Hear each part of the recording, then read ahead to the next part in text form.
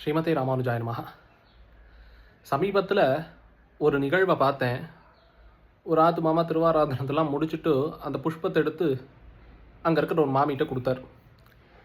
அந்த மாமி வாங்கி கண்ணிலெல்லாம் ஊற்றின்ட்டா. அதுக்கப்புறம் சொன்னால், எதுக்கு தேவையில்லாமல் கலைஞர் பெருமாள்கிட்டே இருந்திருக்கலாமே, நான் இப்போ பூ வச்சுட்டு எங்கே வெளியில் போகிறேனா, நான் எங்கே போகிறேன், ஆற்றுல தான் இருக்க போகிறேன் அப்படின்னு. இப்போ இதுலேருந்து என்ன விஷயம்னா, இந்த பூ வச்சுக்கிறதோ அலங்காரம் பண்ணிக்கிறதோ இதெல்லாம் எங்கேயாவது ஃபங்க்ஷனுக்கு போனோம்னா, இல்லை ரீல்ஸ் எடுத்தோன்னா அப்போ போட்டுக்கிறது. ஒரு ரீல் ஷூட் பண்ணணும், இல்லைன்னா ஃபங்க்ஷனுக்கு போகணும் அப்படிங்கிற மாதிரி நினச்சிட்டா போல் இருக்குது. நிரந்தரமாகவே நம்ம அதாவது ஆற்றுல பெருமாள் சன்னதியில் விளக்கு ஏற்றும் போது கையில் வளையல் கூட இருக்காது. ஆனால் ஃபங்க்ஷனுக்கு போனால் ஒரு மாதிரியாக போகிறாளோ இல்லையோ, அப்படி இருக்கக்கூடாது அப்படிங்கிறது.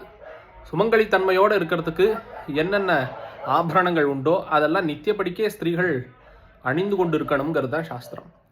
அதனால் ஆற்றுல இருந்தாலும் பூ வச்சுக்கணும், வெளியில் போனாலும் பூ வச்சுக்கணும், எப்பயும் ஒரே மாதிரி இருக்கணும். ஏதோ வித்தியாசங்கள் இருக்கலாம். அதை வெளியில் போனால் ஒரு மாதிரியாக புடவை கொடுத்திங்கன்னா ஆற்றுல இருந்தால் இருக்கலாமே தவிர, இந்த வளையல் போட்டுக்கிறதோ பூ வச்சுக்கிறதோ மையிட்டுக்கிறதோ நிரந்தரமாக எப்பயுமே பண்ணணும் அப்படிங்கிறத தெரிஞ்சுக்கணும். ஏன்னா உட்காந்து சஹசிராவர்த்தி ஜப்பம் பண்ண வேண்டாம், மிச்ச விஷயங்கள்லாம் பண்ண வேண்டாம். அவளுக்குன்னு உண்டான லட்சணத்தோடு இருந்துட்டு கிரகத்தை நிர்வாகம் பண்ணினாலே பெரிய பெரிய விஷயங்களை சாதிச்சிடலாம்னு இருக்குது. ஸ்ரீமதே ராமானுஜாய நமஹ.